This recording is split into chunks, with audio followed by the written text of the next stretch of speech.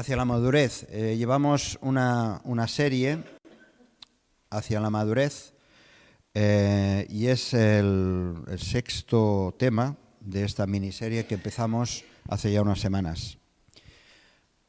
Decíamos desde el primer día que nuestros pensamientos, la manera de cómo también gestionamos nuestras emociones, determinan mucho nuestro nivel de madurez.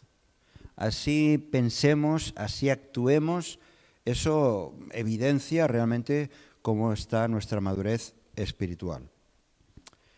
La palabra maduro, en griego es teleios, que significa perfecto. Cada vez que leemos en el Nuevo Testamento la palabra perfecto, madurez, tienen un mismo significado, o completo. Y esto Jesús de una manera muy explícita, decíamos ya desde hace unas semanas, y creo es un texto que conocíamos, Jesús de una manera muy explícita en el Sermón del Monte lo expresó como un mandato. Él decía en Mateo 5:48, no hace falta que busquéis, sed pues vosotros perfectos como vuestro Padre que está en los cielos es perfecto. Así que si el Señor Jesús decía que fuéramos perfectos, pues es porque hay la posibilidad de serlo. Ser perfectos, ser maduros, ser completos. Por lo tanto, si Jesús era algo que lo presentaba como una meta, como un objetivo, como una realidad, pues eso es el camino al que debemos ir andando. Esta orden, este mandato de parte de Jesús, hace referencia, desde luego, a dos cosas. A una comprensión, a entender que ese es el plan de Dios, y también nos lleva al punto de una conducta, una manera, un estilo de vida, bíblicamente informada y formada a través de la cruz del Calvario. Es nuestra referencia a la cruz del Calvario. Así que durante estos días estos días pasados, hemos estado hablando de algunos obstáculos que encontramos precisamente para avanzar en la madurez. A ver si os acordáis de alguno de estos obstáculos. La ira. Marina, parece la niña ripipi de la clase que responde todo.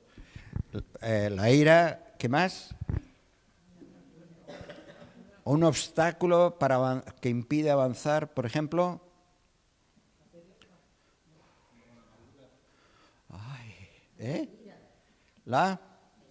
Las mentiras, muy bien. Las mentiras también es un obstáculo. Vivir mentiras es un obstáculo para ir avanzando en la madurez. Otra cosa que es muy importante que estuvimos hablando. El perdón. Gracias, Marina. Y el último tema que tratamos, el de la integridad. Eso fue la semana pasada, la integridad. Sí. Vamos a tener que repasar la miniserie otra vez. Bueno, vaya, pero tenemos los vídeos, ¿eh? Acordaos que en el canal están los vídeos y allí. Por eso, aquellos que nos están siguiendo desde Facebook, ya muchos de los que nos siguen ya lo saben, que ellos pueden acudir también al canal del Centre Cristià ABC. Bien, digo que hemos tratado algunos de estos obstáculos para avanzar en la madurez. Es inagotable. Los temas, aquellas cosas que nos impiden avanzar en la madurez espiritual y que hemos de trabajar, pues son muchos. Podríamos estar hablando del orgullo, podríamos tratar el tema de la murmuración como algo que estorba a ese crecimiento, incluso la falta de deseo de ser lleno del Espíritu Santo, esa desgana, también eso nos impide avanzar en la madurez espiritual. El no saber gestionar los temas familiares o los temas de relación de intimidad, también eso nos puede afectar en nuestro avanzar hacia la madurez. Así que la lista es inacabable. La miniserie se convertiría en los 20 volúmenes de Espasacalpe de aquella época. Pero hoy acabamos este paquete con un tema global que no es un obstáculo, sino que precisamente es todo lo contrario.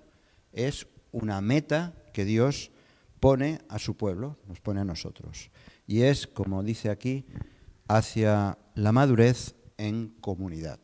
Así que vamos a tratar este tema. Os invito a que leamos en Efesios, un texto bien conocido, Efesios capítulo 4. Efesios capítulo 4. Vamos a leer los 16 versículos y os pido a aquellos que podáis leer, sea por resfriados o por lo que sea, pero por favor, aquellos que podáis leer, 2 versículos cada uno a partir del versículo 1. Capítulo 4, versículo 1, vamos a leer hasta el 16. ¿Vale? ¿Quién empieza?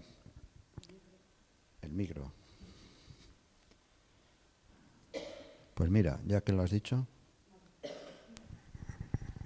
2 versículos cada uno, por favor.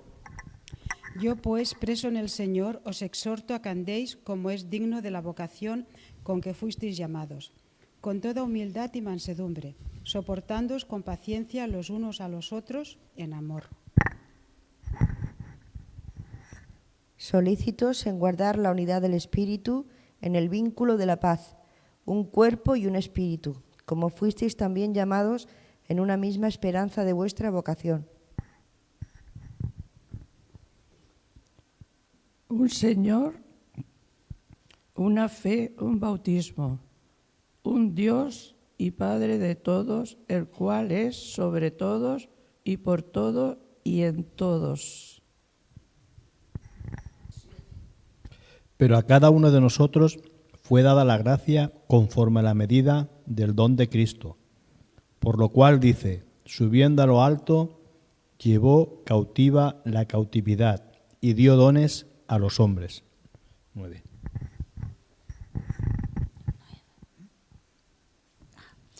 Y eso de que subió, ¿qué es sino que también había descendido primero a las partes más bajas de la tierra? El que descendió, él es mismo que también subió por encima de todos los cielos para llenarlo todo. Muy bien, muy bien. Y él mismo constituyó a unos apóstoles, a otros profetas, a otros evangelistas, a otros pastores y maestros, a fin de perfeccionar a los santos para la obra del ministerio, para la edificación del cuerpo de Cristo. Hasta que todos lleguemos a la unidad de la fe y del conocimiento del Hijo de Dios y un varón perfecto a la medida de la estatura de la plenitud de Cristo, para que ya no seamos niños fluctuantes llevados por doquiera de todo viento de doctrina, por estratagema de hombres que para engañar emplean con astucia las artimañas del error.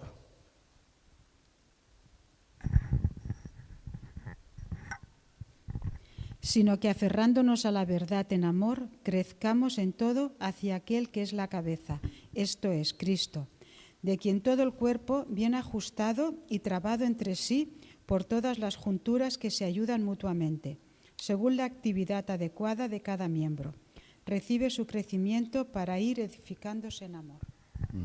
Hasta aquí. Muy bien, luego entraremos un poco en este texto. Vamos a ver si esto funciona. No tenemos esto.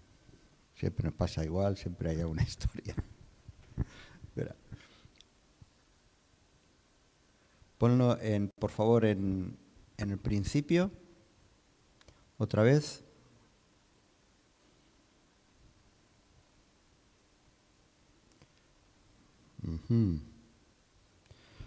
¿Me permitís un momentito? Voy.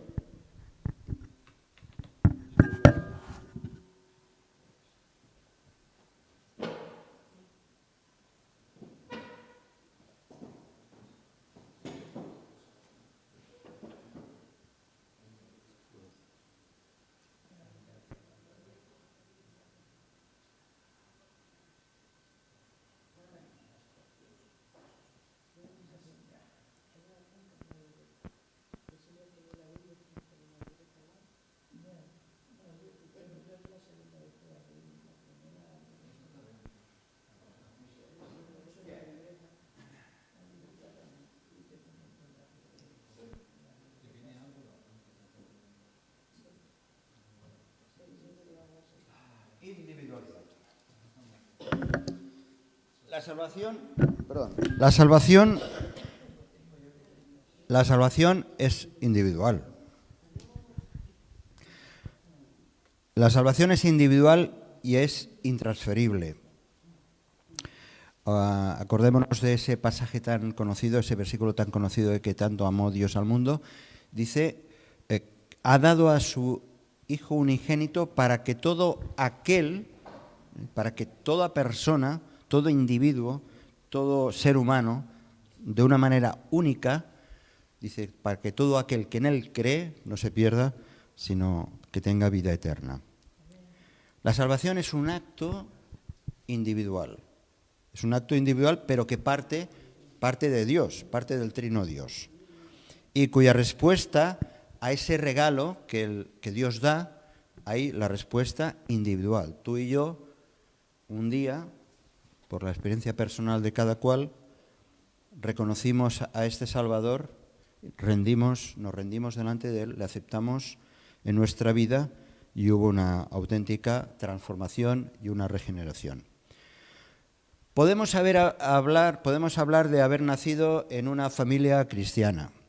Podemos decir que, todos los domingos asistimos a las reuniones de una iglesia, que incluso participamos de donativos de la obra social o cualquier obra benéfica. Podemos hacer y decir todo eso, pero la salvación es individual, es personal. Esa relación con Dios es insustituible. La tuya es la tuya y la mía es la mía. Eso es cierto y eso es así.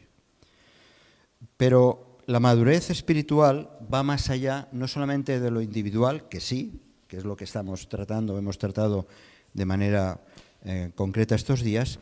La madurez espiritual es una cuestión personal, sin ninguna duda, pero eso tiene una repercusión también en el ámbito colectivo. Y eso es lo que estamos haciendo. Como decía, es insustituible. Muchos cristianos, lo que ocurre, el problema mayor que vemos es de que este acto individual de experiencia personal, muchos cristianos, o hay cristianos, ya no hablemos ni de cantidad, poco a poco, esta experiencia que es individual, que es personal, poco a poco se convierte en algo tan íntimo que llegan a la conclusión de que no necesitan relacionarse con otros cristianos. Como yo vivo mi fe, ya está bien. No tengo por qué convivir o compartir mi vida con otros que están experimentando lo mismo. Muchos de este tipo de cristianos, de una manera u otra, pretenden, y a lo mejor ha sido tu experiencia, no lo sé, pretenden proteger su propia intimidad. No quiero que entres en mi vida, mi relación con Dios es mía, y por lo tanto, no, aunque a lo mejor físicamente esté con otros, no participo de lo mismo. Desde luego el individualismo es una de las señales de los últimos tiempos.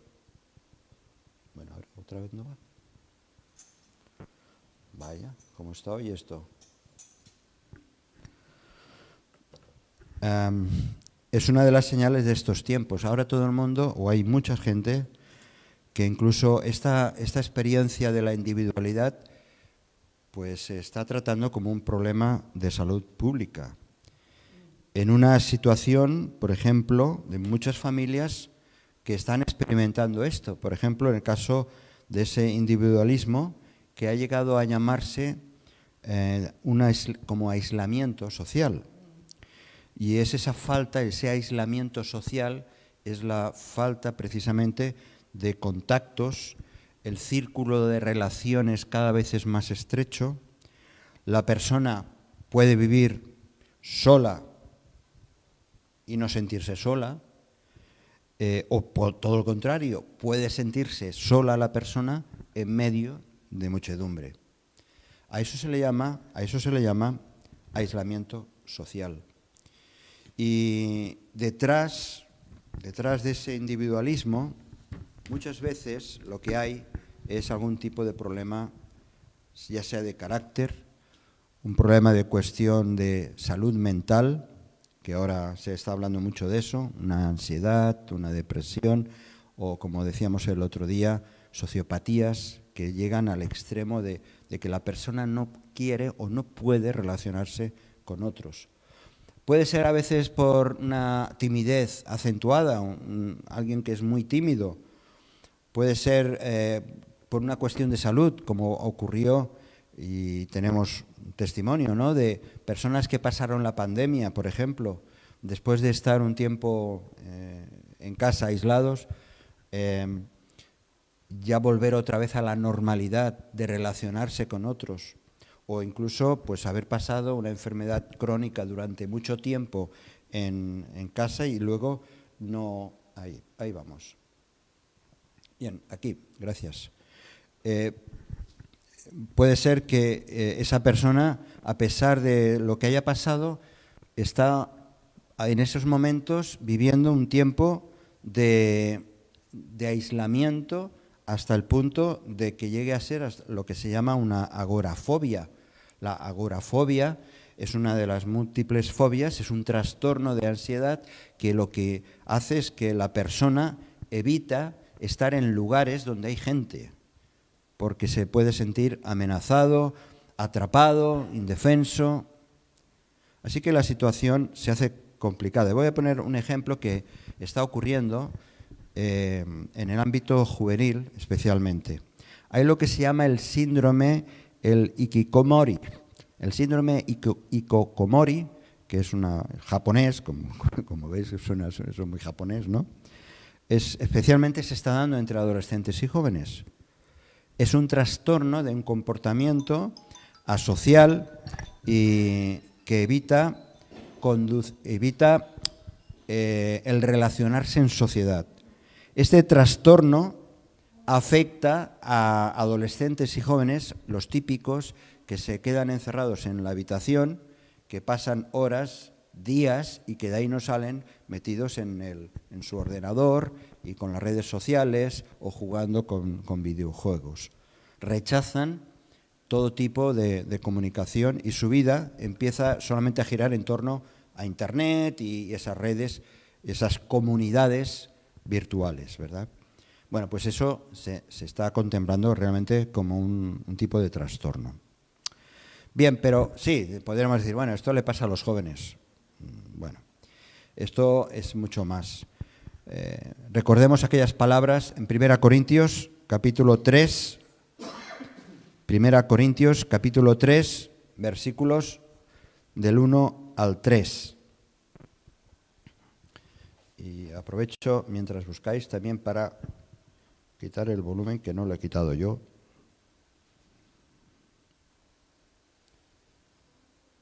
Así, gracias. 1 Corintios, capítulo 3, versículos del 1 al 3. Esto es una parte de esta cita, la podemos leer toda completa. Juanma, por favor, pásale a Ana misma.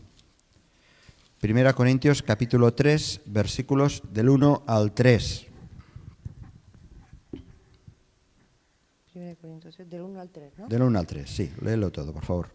De manera que yo, hermanos, no pude hablaros como a espirituales, sino como a carnales, como a niños en Cristo. Os di a beber leche y no vianda, porque aún no erais capaces, ni sois capaces todavía, porque aún sois carnales. Pues habiendo entre vosotros celos, contiendas y disensiones, ¿no sois carnales y andáis como hombres?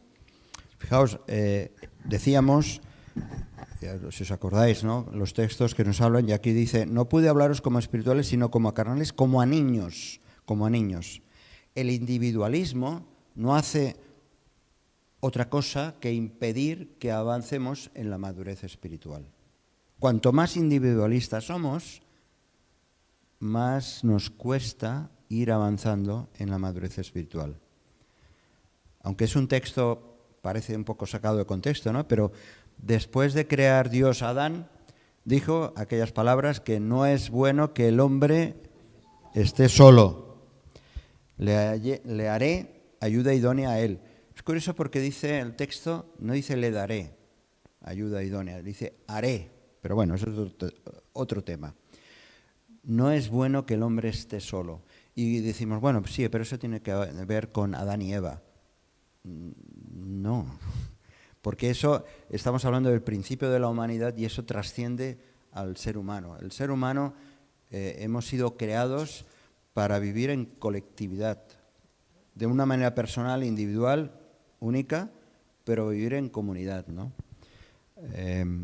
Y en este caso, lo que sí que estamos viendo es que vemos a un Dios involucrado, a un Dios que le interesa, que es importante evitar la soledad,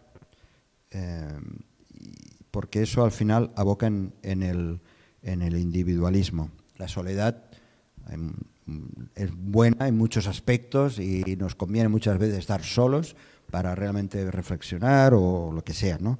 Pero aquellos que solamente están pensando en individualismo, en aislamiento social, eso tiene una trascendencia también en el ámbito cristiano.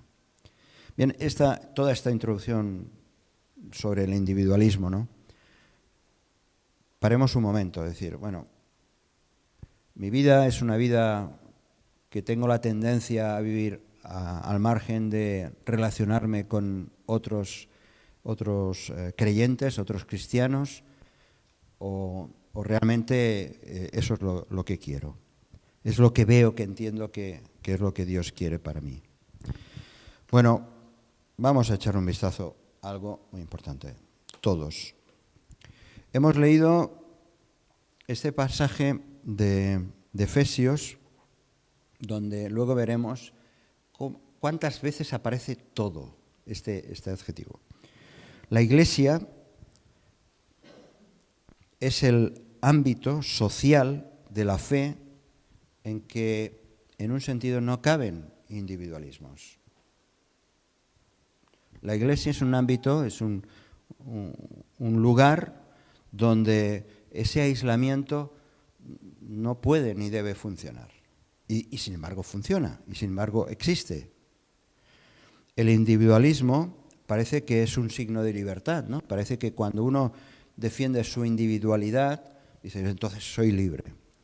Bueno, esa clase de individualismo queda descartado cuando lo que Dios quiere es precisamente que llevemos las cargas los unos de los otros.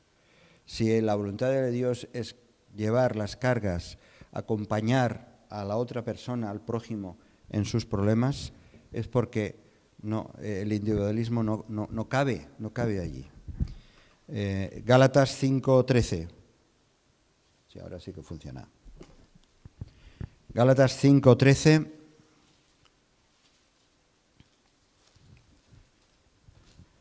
Gálatas 5:13. ¿Lo lees tú, Ángels? ¿Tienes ahí?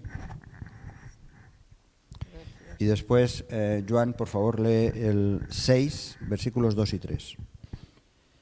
Porque todos somos hermanos, a libertad fuisteis llamados, solamente que no uséis la libertad como ocasión para la carne, sino servíos por amor los unos con los otros. Los unos a los otros. Fijaos el juego de palabras que hace Pablo.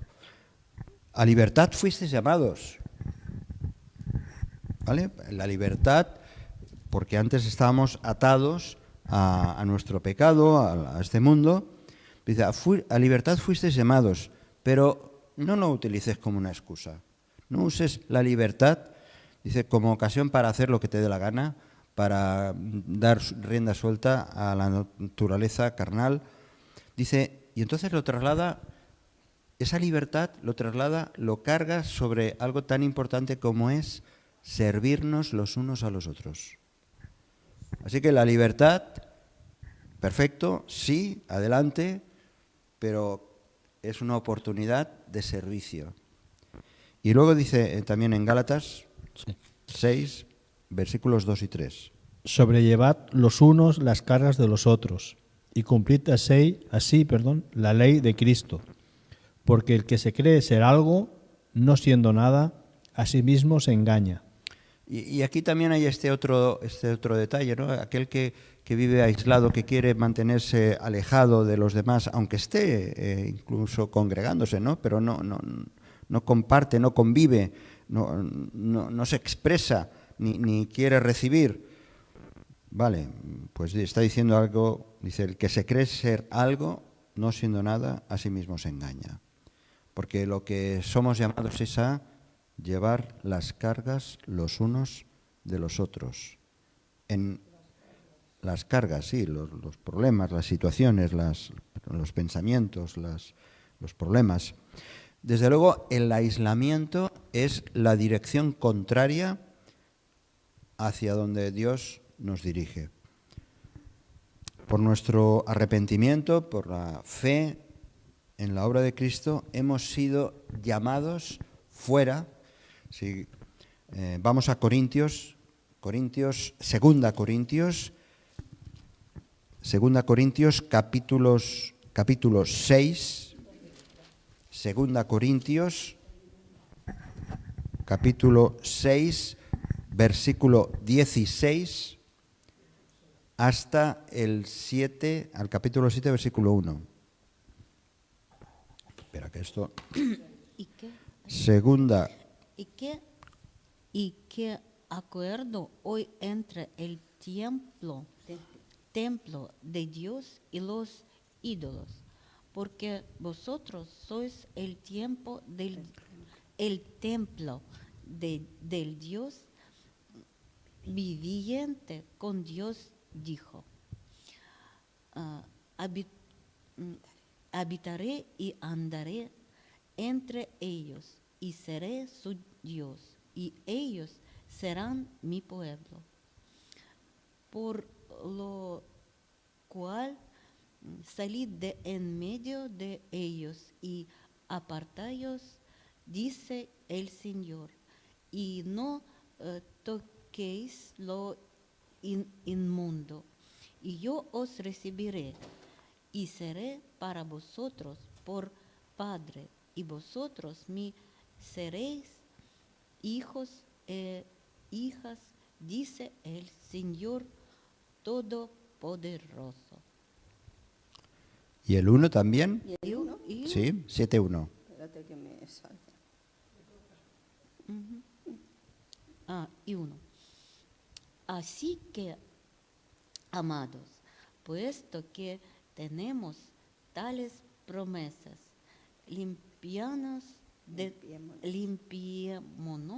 de toda contaminación de carne y de espíritu,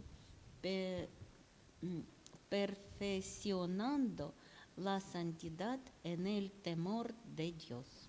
¡Wow! Oye, hacemos un aplauso aquí a Luda. ¡Luda! Muy bien. ¡Wow! ¡Qué progreso, señor! ¡Qué progreso! Muy bien, muy bien. Bien.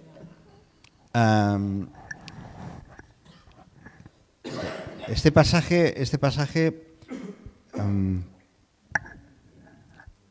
dice al principio, este pasaje dice, salid de en medio de ellos y apartaos, dice el Señor. Y no toquéis el mundo, es una profecía, pero que nos salpica a nosotros, porque está hablando de que aquellos que hemos creído en Cristo somos el templo del Dios viviente. Dios vive en cada uno de sus hijos. Pero ahí está, el apóstol Pablo recurre a esta profecía, el Espíritu Santo la inspira, recurre a esta profecía para esta idea de dice salid de en medio de ellos y apartaos. Y habla de pluralidad, que esta es la historia. Individualidad o pluralidad. El creyente ha sido llamado de una manera personal a seguir al Señor, al llamado de Jesús, sígueme. Es algo personal, individual, eso es indiscutible. Pero hemos sido llamados para caminar juntos, porque te ha llamado a ti, me ha llamado a mí, y todos juntos formamos parte de una comunidad. Ahora entraremos más en detalle. Recordemos el objetivo que tiene Dios, y así lo expresaba Pablo en Colosenses, capítulo 1, versículos 25. La cita no es correcta, esta de Gálatas 5. Es Colosenses, capítulo 1. Esto es lo que pasa por el copia y pega. Colosenses, capítulo 1, versículos del 25 al 28.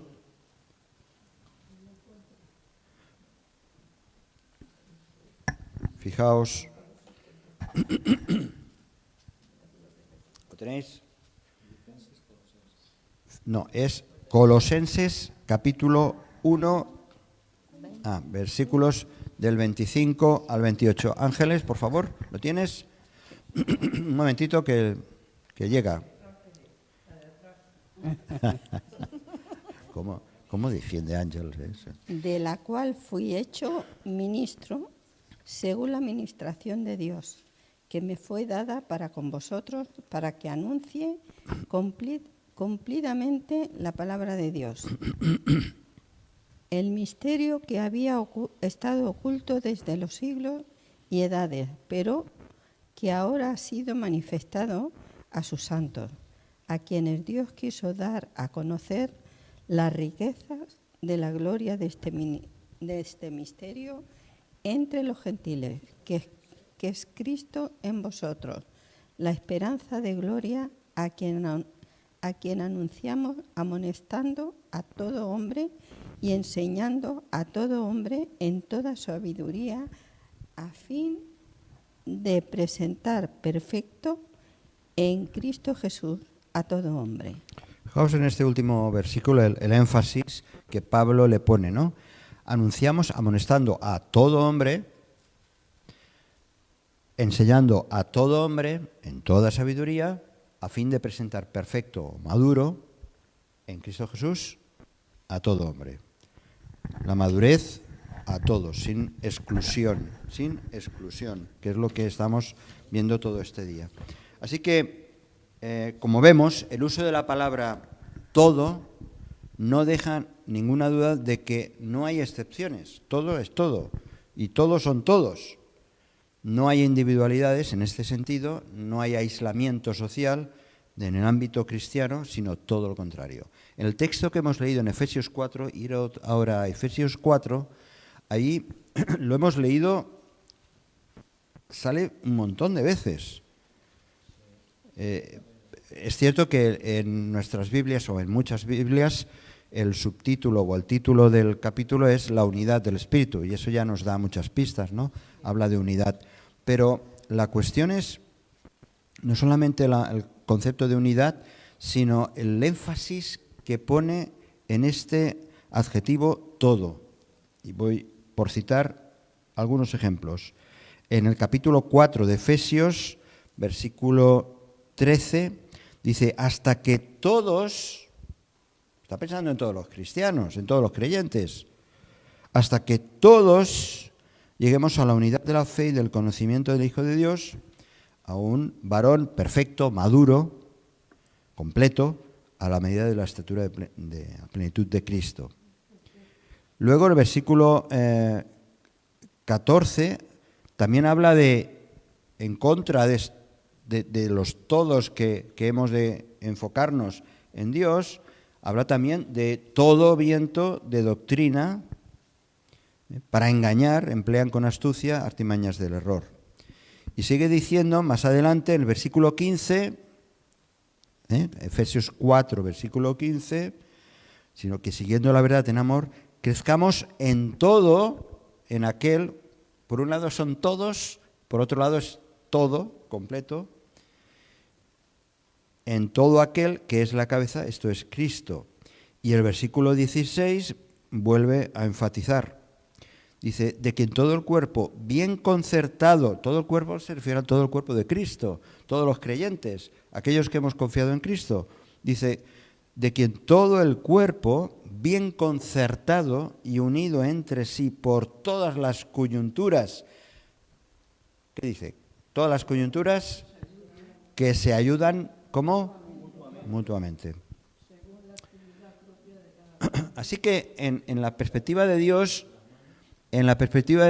está el hecho de que todos sus hijos, todos aquellos que hemos creído en Cristo, más altos, más bajos, más feos, más guapos, más listos o menos listos, todos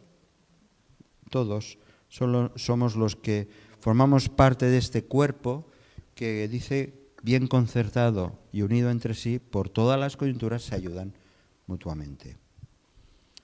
El término, pues, totalidad, aquí no excluye a nadie, es todo lo contrario. Tiene que ver con la obra completa de Dios en la que todos los miembros formamos parte de un colectivo que ha de ser un colectivo, que tiene que ser un colectivo comprometido y responsable los unos con los otros. Ahora no vamos a entrar en ello, pero a mí una vez hice todo un estudio que eso lo podéis hacer vosotros también, buscar todas esas frases que habla de los unos con los otros o los unos a los otros. Hay muchos pasajes en el Nuevo Testamento que habla de esa corresponsabilidad de unos con otros. Bien, seguimos. ¿Estáis bien? Individualidad, comunidad. Y ahí vamos. En nuestra sociedad es habitual el concepto de, ¿verdad?, de comunidad de propietarios. ¿Alguno de vosotros está en una comunidad de propietarios? ¿Tú o no? Otro. Cuando no es un piso, o es a lo mejor una urbanización, y sabemos lo que eso implica, ¿no? Una comunidad de propietarios. Esa comunidad de propietarios se forma a partir de individualidades, ¿no? Cada uno tiene su propiedad, tienen cosas en común, la escalera, los jardines, la piscina, el calentador de agua, lo que sea. Ahora, todos los propietarios tienen una cosa en común, es que cada uno es propietario, valga la redundancia, ¿verdad?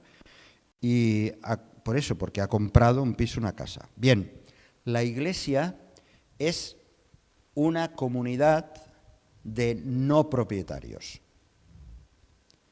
No hemos comprado nada, al contrario, hemos sido comprados con la sangre preciosa de Cristo. Pero formamos parte de una comunidad. Nuestro valor lo da Dios y la prueba está en su Hijo Jesucristo, ¿no?, que murió por nosotros. Y sin embargo, aunque uno no quiera, forma parte de la comunidad, de esa comunidad, la comunidad de Dios. Aunque yo no quiera, aunque yo crea que soy muy individualista, que no quiero relacionarme demasiado con otros cristianos, que quiero vivir mi fe por mi cuenta, aunque no quiera, yo formo parte de una comunidad. Entonces hay que vivir conforme a esa comunidad, a esa realidad. La Iglesia se constituye en una experiencia común, que es compartida entre los miembros. Tenemos un solo Padre, confesamos a un solo Señor Jesucristo, hemos sido regenerados por un solo Espíritu, Espíritu Santo, y eso hace que seamos precisamente miembros de una comunidad. Y además, miembros, no solamente de pertenencia a algo, sino además, la enseñanza es miembros unos de los otros, que es lo que está enseñando continuamente, especialmente Pablo. Así que, siendo miembros los unos de los otros, eso excluye el individualismo. El individualismo, me refiero, espiritual. La Iglesia, desde luego, no es una sociedad, no es un club, no tenemos que pagar una cuota por pertenecer a la Iglesia, ¿no? Somos una comunidad, pero somos una comunidad relacionada directamente con algo muy importante, que es la comunión. La comunión. Entonces, cuando llegamos ya a este punto, es cuando nos tenemos que preguntar, bueno, ¿qué clase de comunidad queremos ser? ¿Qué clase de comunidad hemos de ser una comunidad que sobrevive en medio de los problemas de los miembros, o realmente una comunidad que busca hacer o cumplir los propósitos de Dios para esa comunidad. ¿Me explico? Una comunidad simplemente es para apagar, como los bomberos, apagar un fuego aquí, un fuego allá, o realmente como comunidad, una iglesia, una congregación, realmente tiene conciencia de comunidad porque además quiere cumplir los propósitos que Dios tiene para su iglesia, la que sea, la nuestra, por supuesto. Como cuerpo de Cristo somos llamados a vivir plenamente una relación de convivencia y de comunión. Primera de Juan capítulo 1, versículos, por ejemplo, 3. Primera de Juan, capítulo 1, versículos 3, el 6 y el 7. ¿Quién lo tiene? ¿Lo tienes tú? ¿Y el micro? Bien.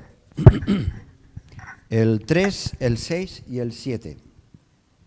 Lo que hemos visto y oído, léelo despacito. lo que hemos visto y oído, eso os anunciamos también, para que también vosotros tengáis comunión. ¿Para que tengáis qué? También comunión. ¿El qué? Comunión. Vale. Primera de Juan, capítulo 1, el versículo 3. Capítulo 1, versículo 3. Bueno, hay que estar atentas. Es que os voy a poner un 5. Vale, muy bien. Primera de Juan, capítulo 1, versículos 3, 6 y 7. ¿Vale? ¿Lo tenéis ya? Vale. Es que me has liado tú. Pensar que esto hay miles de personas que nos están viendo. Vale. Lo que hemos visto y oído, eso os anunciamos también, para que también vosotros tengáis comunión con nosotros. Y nuestra comunión verdaderamente es con el Padre y con su Hijo Jesucristo. Hay una palabra clave que es... Josep, ¿quién es la palabra clave? Josep, la palabra clave de este versículo... ¿Lo has oído? Es que lo leo en catalán. Comunión. Comunión. La palabra clave, comunión. Versículos 6 y 7. Si decimos que tenemos comunión con Él y andamos en tinieblas, mentimos y no practicamos la verdad. Pero si andamos en la luz, como Él está en la luz, tenemos comunión unos con otros. Si tenemos comunión con Él y andamos en la luz, entonces tenemos comunión unos con otros. Unos con otros. Y la sangre de Jesucristo, su Hijo, nos limpia de todo pecado. Así es. Mirad, en el Nuevo Testamento, el término griego más normal para esta palabra, comunión, que indica esa comunión dentro, esa común unión en el cuerpo de Cristo, la palabra que la conocemos muy bien es koinonía. Koinonía. Conocemos, ¿verdad? Suena koinonía. ¿Cómo suena en ucraniano koinonía? Igual. ¿Cómo? Apsinia. Bueno, pues una manera de leer koinonía en griego. Bien, este término, junto con todas sus derivadas, porque tienen diferentes, aparece unas 50 veces en el Nuevo Testamento, la palabra comunión, de diferentes maneras. Por ejemplo, porque esto significa aquello que se tiene en común. Comunión es aquello que se tiene en común. Y a la hora de traducir se emplean diferentes palabras.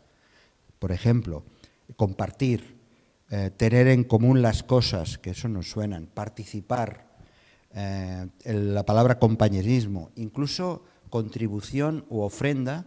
La palabra griega, en muchos casos, como es ayuda mutua, es koinonía. Ahora bien, es interesante que la mitad de las veces que aparece en el Nuevo Testamento tiene que ver, la mitad de las veces que esta palabra koinonía aparece en el Nuevo Testamento, tiene que ver con el ámbito espiritual, en el ámbito espiritual. Mientras que la otra mitad tiene que ver con aspectos puramente materiales.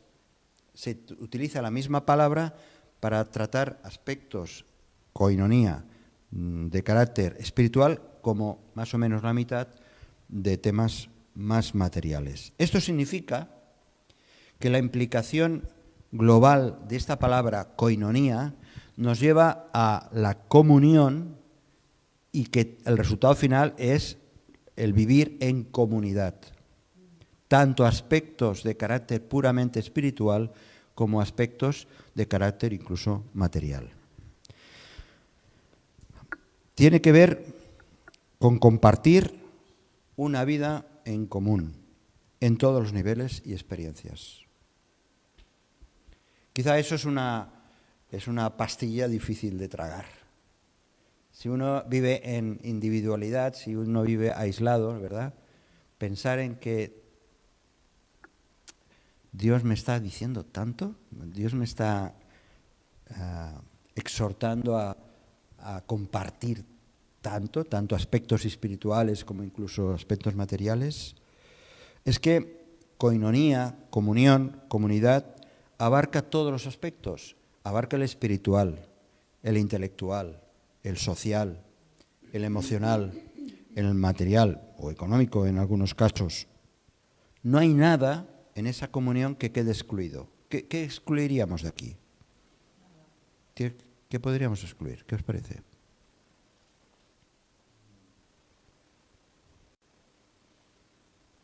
Es que el término koinonía realmente significa participar en algo en lo cual también otros participan. Es compartir de una manera consciente, con otros algo que ya tienes en común. Tú tienes en común tu fe.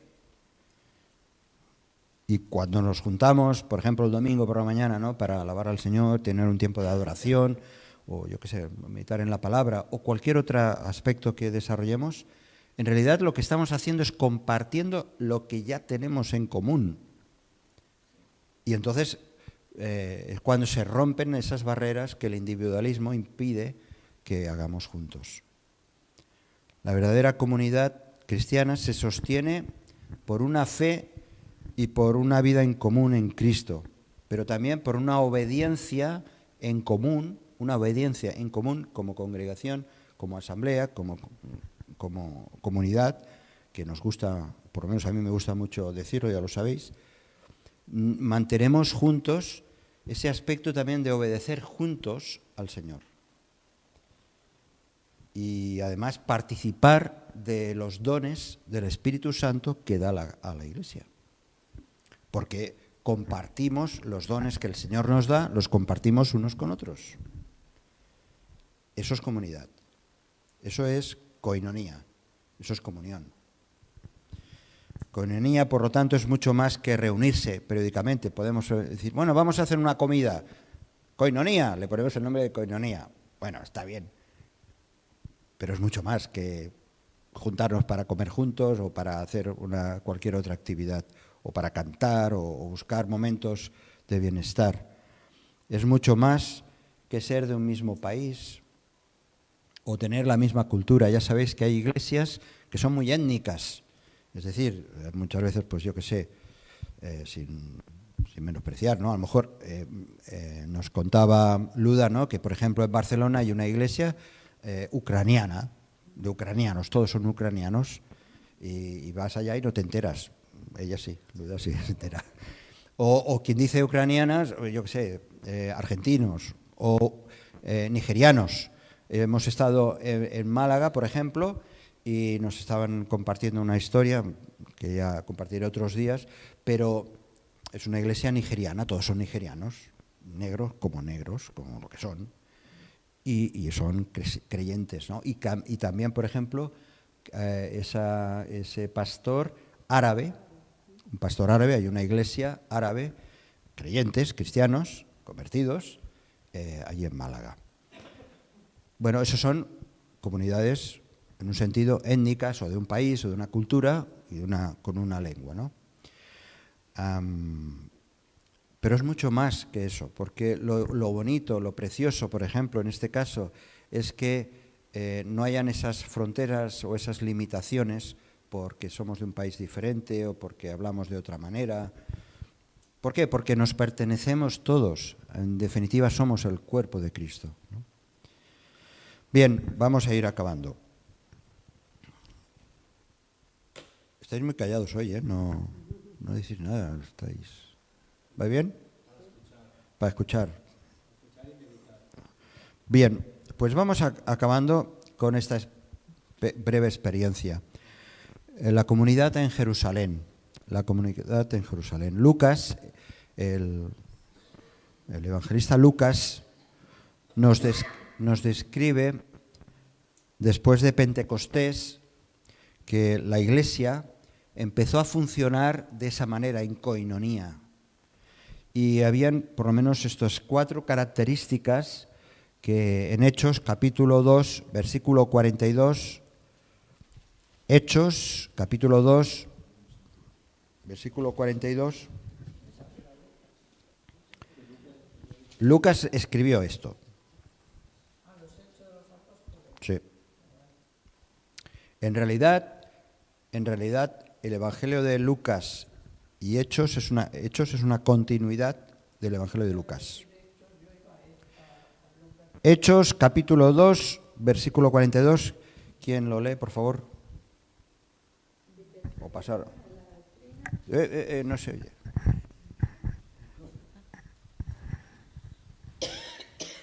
Y perseveraban en la doctrina de los apóstoles, en la comunión unos con otros, en el partimiento del pan y en las oraciones.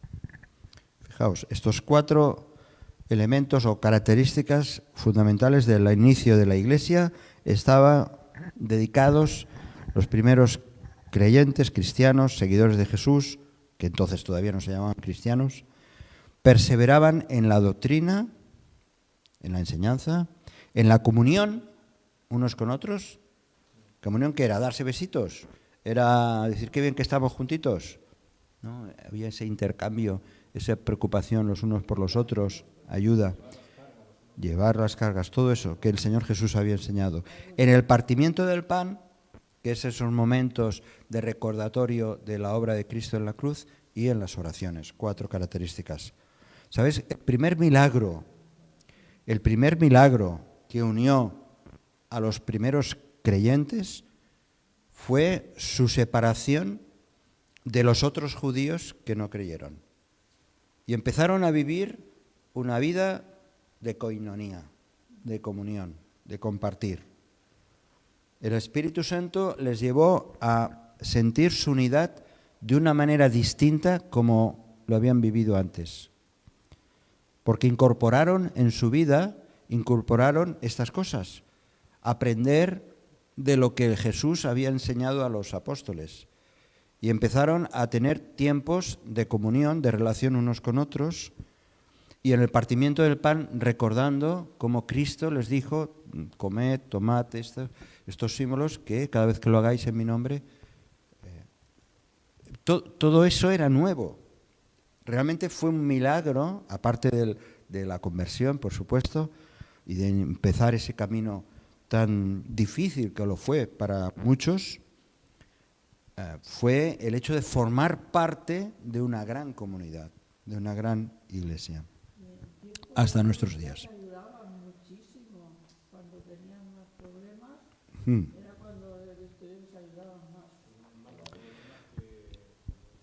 Bueno, exacto, eso tuvo muchos efectos en las relaciones de unos con otros, produjo de alguna manera una vida en común. Pasaban tiempo juntos, partiendo el pan, en sus comidas fraternales, en las casas, porque no había una iglesia, no había un templo, sí que había el templo de Jerusalén, pero hasta el año 70, ya sabéis que después eso fue destruido.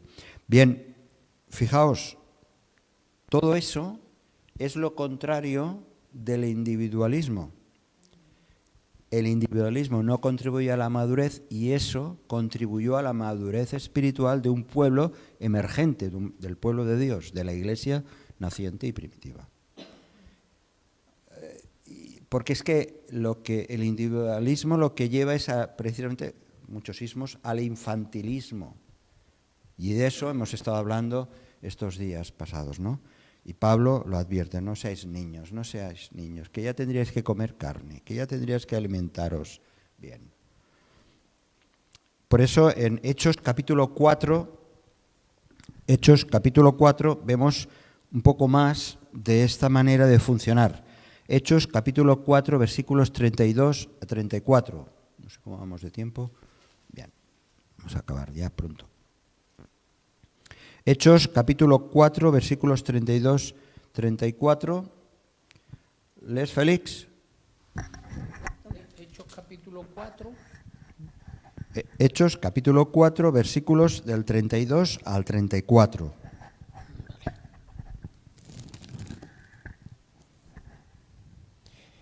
Y la multitud de los que habían creído era de un corazón y un alma, y ninguno decía ser suyo propio nada de lo que poseía, sino que tenían todas las cosas en común, y con gran poder los apóstoles daban testimonio de la resurrección del Señor Jesús. Abundante gracia era sobre todos ellos, así que no había entre ellos ningún necesitado, porque todos los que poseían heredades o cosas las vendían y traían el precio de lo vendido. Efecto Zafira y... Tienes razón, muy bueno. Sí, Ananías y Zafira, estos se hicieron la pirula. Sí. Y quisieron hacer la pirula y les salió mal. Bien, en este proceso que vemos de generosidad, dicen que de un mismo corazón, de una misma alma, está claro que el individuo se hallaba libre para participar con otros en la comunión de áreas vitales. Dice corazón, habla de las emociones, habla del alma, de los pensamientos, habla incluso de vender, de lo material, de las posesiones. Ahora la pregunta es, bueno, es que entonces lo tenemos que hacer igual ahora que hace 2000 años. Pues en un sentido no. Seguramente es inviable con nuestro sistema actual y socioeconómico diferente. Pero aquí hay algo muy importante que sí tiene que ver con todos nosotros y en todas las épocas. Es este concepto de participación plena en la vida en común, en el tiempo en que vivimos, en los tiempos que vivimos, ¿no? Ese concepto de vamos a participar, participamos en común, que comprende muchos aspectos de la vida, no solamente el culto, sino otros aspectos de relaciones, de apoyo, de orar los unos por los otros, de tantos consejos que encontramos en las epístolas. Ahora, la razón de todo eso, para que todo eso sea posible, ya sabemos cuál es el amor. Es que el amor de Dios va operando en nuestra vida y va operando en una comunidad que está abierta a recibir el amor de Dios, a vivir el amor de Dios. Somos resultado del amor de Dios. No hay ninguna duda. ¿Sabéis? A las comidas fraternales que hacían entonces les llamaban ágapes. Les llamaban ágapes. Y ya sabéis que la palabra ágape es una de las... el amor, la palabra amor en griego tiene varios significados o está escrito de diferentes maneras según la intención del escritor. Ágape habla del amor sacrificial. Y es curioso que a las comidas fraternales le llamaban ágapes, porque de alguna manera te tenías que desprender de lo que tú llevabas y compartirlo con otros. La comunidad funciona a base de ese ágape, de esa entrega los unos por los otros. La Iglesia es una comunidad de amor y eso en Primera de Juan nos habla mucho acerca de esto. Pero el amor en acción, el amor en contemplación, pues quizá hayan otras personas que sean contemplativas. Pero el Señor nos llama a su pueblo, a su comunidad, a nuestra comunidad, a que el amor sea un amor en acción. Porque si no, ¿qué es? Una decoración, nada más. Bien, si miramos a Cristo, cuyo amor pasó a la acción, entonces ya se nos cae todos nuestros propios argumentos de decir, yo quiero vivir mi vida, mi fe, por mi cuenta, participo de algo, pero eso no es vivir en esa comunidad, en esa comunión que Dios quiere de nosotros. Así que si queremos avanzar en madurez cristiana, debemos andar en comunión unos con otros y que el Señor nos vaya guiando en esa manera, en ese estilo de vida que somos sensibles hacia nuestros hermanos, aquellos con los que compartimos un espacio, un lugar, un tiempo, como es el nuestro, por ejemplo, ¿no? Sí, una idea hacia la madurez en comunidad. Si este mensaje te ha bendecido o te ha ayudado en algo, puedes suscribirte a nuestro canal de YouTube. También conocerás nuestra comunidad, la Asamblea Bíblica del Camp de Tarragona, en Cambrils, España, a la que estás cordialmente invitada o invitado. También puedes seguirnos por las redes sociales. Los enlaces los encontrarás aquí abajo y podrás visitar nuestra página, así como conocer nuestros programas radiales y podcasts de Yum Radio. ¿Qué? ¿Te suscribes ya a nuestro canal?